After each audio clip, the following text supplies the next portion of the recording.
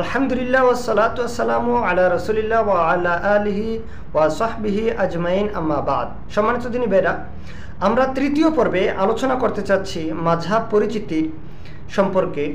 আজকের মাযহাব পরিচিতি এই বিষয়ে তৃতীয় পর্বে আমরা আলোচনা করতে চাচ্ছি বিশেষ করে যে সুন্নাই হচ্ছে আমাদের জন্য সর্বোত্তম। সুন্নাই হচ্ছে আমাদের জন্য সর্বোত্তম, এটাই হচ্ছে আজকের সংক্ষিপ্ত আলোচনার বিষয়। আল্লাহ সুবহানাহু ওয়া তাআলা কোরআনুল কারিমে সূরা আহজাবের 21 নম্বর আয়াতে বলছেন, যেটা আমাদের সকলের প্রায় পরিচিত আয়াত। আল্লাহ তাআলা বলছেন যে লাকাদ কানা লাকুম ফি রাসূলিল্লাহি উসওয়াতুন হাসানাহ লিমান কানা ইয়ারজুল্লাহা ওয়াল ইয়াউমিল আখির ওয়া যাকারাল্লাহা কাসীরা। আল্লাহ তাআলা বলছেন, অবশ্যই তোমাদের জন্য রাসূলুল্লাহ সাল্লাল্লাহু আলাইহি ওয়াসাল্লামের মধ্যে রয়েছে উত্তম আদর্শ। তোমাদের জন্য নিহিত রয়েছে রাসূল মুহাম্মদ সাল্লাল্লাহু আলাইহি ওয়াসাল্লামের মধ্যে উত্তম আদর্শ। কেন আল্লাহ তাআলা বলছেন এই কথা? আল্লাহ তাআলা তারপরেই বলছেন, তাদের জন্য যারা আল্লাহ এবং পরকালে প্রত্যাশা করে। আমরা যারা আল্লাহ এবং পরকালে প্রত্যাশা করি, যেহেতু আমরা পরকাল চাই এবং আমরা আল্লাহকে চাই, আমাদের চাওয়া পাওয়ার মূল উদ্দেশ্য হচ্ছে আল্লাহ। আল্লাহ তাআলা আমাদেরকে বলেছেন রাসূলকে অনুসরণ করতে, আল্লাহ তাআলা আমাদেরকে বলেছেন রাসূলের আনুগত্য করতে, আল্লাহ তাআলা আমাদেরকে বলেছেন রাসূলকে মানতে। সেই জন্য আমরা আল্লাহর কথাকে মানতে গিয়ে রাসূলের আনুগত্য করছি, আল্লাহর কথাকে মানতে গিয়ে রাসূলের অনুসরণ করছি। এখানে মূল বিষয় হচ্ছে আল্লাহ আমাদেরকে নির্দেশ দিচ্ছেন। সুতরাং আল্লাহ বলছেন, লাকাদ কানা লাকুম ফি রাসূলিল্লাহি উসওয়াতুন হাসানাহ, রাসূল মুহাম্মদ সাল্লাল্লাহু আলাইহি ওয়াসাল্লামের মধ্যে তোমাদের জন্য রয়েছে উত্তম আদর্শ নিহিত। অতএব আমাদের উচিত রাসূল সাল্লামকে আদর্শ হিসেবে গ্রহণ করা। কেন গ্রহণ করা? কারণ হচ্ছে আল্লাহ বলছেন যে এই জন্য ওয়াল ইয়াউমিল আখির, তোমরা এই জন্য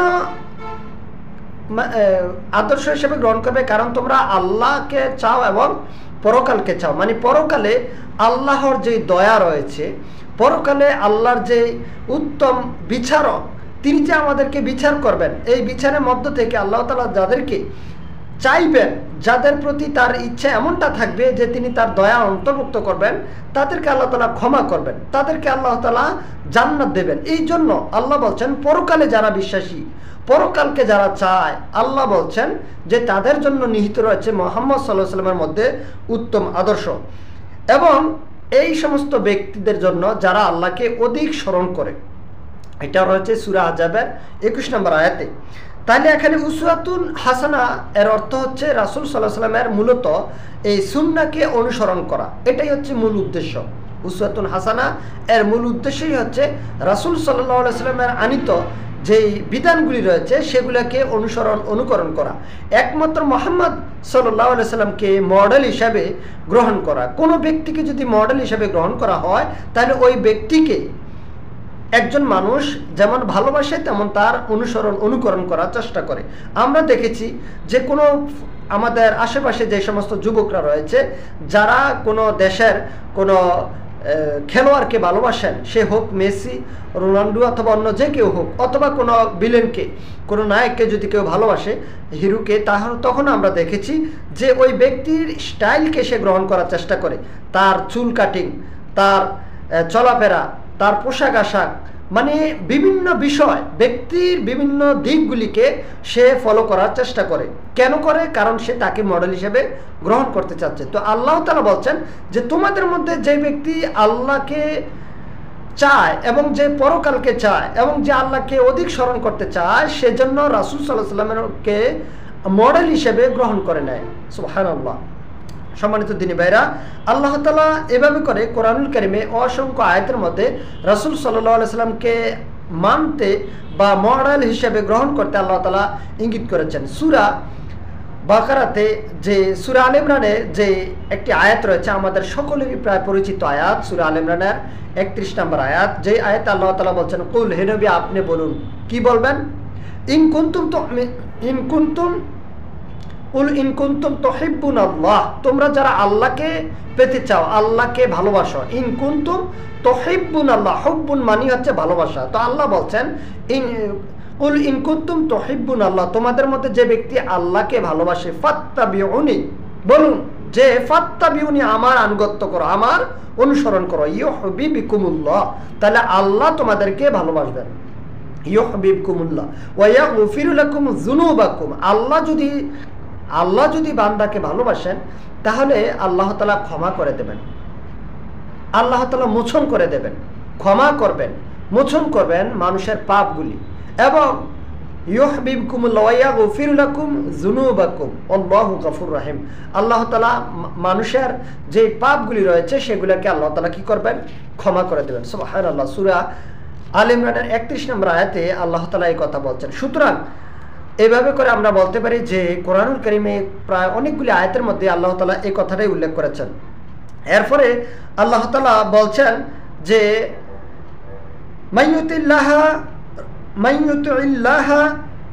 মাইয়ুতির রাসূলা ফাকাদ আতা আল্লাহ, আল্লাহ তাআলা অন্য আয়াতে সূরা নিসার 80 নম্বর আয়াতে বলছেন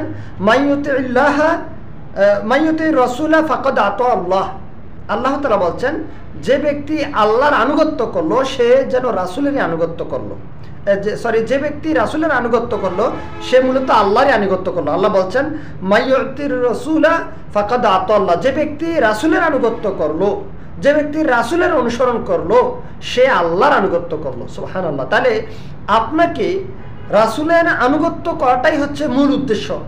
আল্লাহ তাআলা রাসূলের মাধ্যমে যেহেতু বিধান অবতীর্ণ করেছেন, বিধান দিয়েছেন আপনার মাঝে, সেই বিধানকে ফলো করতে হলে আপনি রাসূলকেই উত্তম আদর্শ হিসেবে গ্রহণ করতে হবে, রাসূলকেই আনুগত্য হিসেবে মেনে নিতে হবে। কোনো তরিকা, কোনো মাযহাব, কোনো থিওরি, কোনো ব্যক্তি এগুলোকে নয়। রাসূল সাল্লাল্লাহু আলাইহি ওয়াসাল্লাম যদি বলে থাকেন যে এই ব্যক্তিকে তোমরা এতটুকু ফলো করবে, তাহলে আপনাকে এতটুকুই ফলো করতে হবে।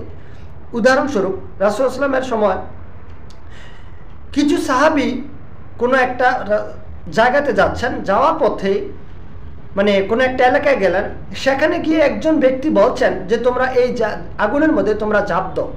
তখন সকলেই বিষয়টা নিয়ে একটু মানে ইতস্তত করলো। তারা ভাবতে লাগলেন যে রাসূল সাল্লাল্লাহু আলাইহি ওয়াসাল্লাম যেই জাহান্নাম থেকে আমরা বাঁচার জন্য ইসলাম গ্রহণ করেছি, বা যেই আগুন থেকে বাঁচার জন্য ইসলাম গ্রহণ করেছি, আজকে আমাদের আমির নির্দেশ দিচ্ছে সেই আগুনের মধ্যে ঝাঁপ দিতে। আর এই আমিরটা মূলত নিযুক্ত ছিল রাসূল সাল্লাল্লাহু আলাইহি ওয়াসাল্লামের পক্ষ থেকে, অর্থাৎ রাসূল সাল্লাল্লাহু আলাইহি ওয়াসাল্লাম তাকে আমির হিসাবে সাব্যস্ত করেছিলেন। সেই ব্যক্তি আবার সাহাবীদেরকে বলছেন তোমরা আগুনে ঝাঁপ দাও। এখন সাহাবীদের মধ্যে বিষয়টা নিয়ে মানে চিন্তা চেতনার মধ্যে তাদের মধ্যে একটা ভাষার একটা পরিবর্তন দেখা দিল যে আসলে আমরা কি করব এই মুহূর্তে। মানে তাদের মধ্যে বিষয়টা নিয়ে মতানৈক্য শুরু হয়ে গেল। কেউ বলছে যে আমিরকে মারতে হবে, আবার কেউ চিন্তা করলেন যে না আসলে আমরা আগুন থেকে বাঁচার জন্য ইসলাম গ্রহণ করলাম, আবার সেই ইসলামের মধ্যে এসে এখন আমরা পুনরায় সেই আগুনের মধ্যে ঝাঁপ দেওয়ার জন্য বলছে। তো একদিকে আমিরই নির্দেশ দিচ্ছে, আরেকদিকে ইসলামের মধ্যে প্রবেশ করেছে আগুন থেকে বাঁচার জন্য। এখন সাহাবায়ে কেরাম কি করবে? বিষয়টা রাসূল সাল্লাল্লাহু আলাইহি ওয়াসাল্লামের কাছে গিয়ে বললেন। তখন রাসূল সাল্লাল্লাহু আলাইহি ওয়াসাল্লাম বলছেন যদি তোমরা এই আগুনে ঝাঁপ দিতে তোমাদের আমিরের কথা শুনে, তাহলে সেই আগুন থেকে তোমরা আর বেঁচে আসতে পারতে না। কারণ কি? কারণ হচ্ছে ওই যে কথা সেটাই যে রাসূল সাল্লাল্লাহু আলাইহি ওয়াসাল্লাম বলেছেন লা তুআতা লি মাখলুকি ফি মাসিয়াতিল খালিক, স্রষ্টার নাফরমানি করে কোনো সৃষ্টির আনুগত্য করা জায়েজ নেই, যাবে না। স্রষ্টার নাফরমানি করে অর্থাৎ সৃষ্টিকর্তার নাফরমানি করে আল্লাহর বিধানের তোয়াক্কা না করে কোনো ব্যক্তির আনুগত্য করা যাবে না। সে যত বড় আলেম হোক, ওই সাহাবী যত বড়ই আমির হোক, যত বড়ই সাহাবী হোক, কিন্তু যখন সে এমন কোনো কথা বলেছে যেটা ইসলাম সাপোর্ট করতেছে না, তখন সাহাবায়ে কেরাম বিষয়টা রাসূল সাল্লাল্লাহু আলাইহি ওয়াসাল্লামের কাছে গিয়ে বললে সাহাবায়ে কেরাম তাদেরকে এটাই বুঝাতে চেয়েছেন যে তোমরা তোমাদের আমিরের আনুগত্য করবে ততক্ষণ পর্যন্ত যতক্ষণ সেই আমির তোমাদেরকে ইসলামের অনুকূলে কথা বলছে ততক্ষণ। যখন সে কোনো কথা ইসলামের বিরুদ্ধে গিয়ে বলে তখন সেই কথাটা আর আনুগত্য করা যাবে না। এর মানে যে আপনি তাকে একেবারে অপমান করুন বিষয়টা তা নয়, আপনি জাস্ট তার ওই কথাটা আনুগত্য করবেন না। বাকি সে যদি অন্য ক্ষেত্রে গিয়ে মানে এটা তার ত্রুটি ছিল, যদি সে অন্য ক্ষেত্রে গিয়ে সঠিক কোনো কথা বলে থাকে, সঠিক ফতোয়া দিয়ে থাকে, তাহলে আপনি সেটার আনুগত্য করেন, এখানে কোনো আর কোনো সমস্যা নেই। আশা করি বিষয়টা বুঝতে পারলেন।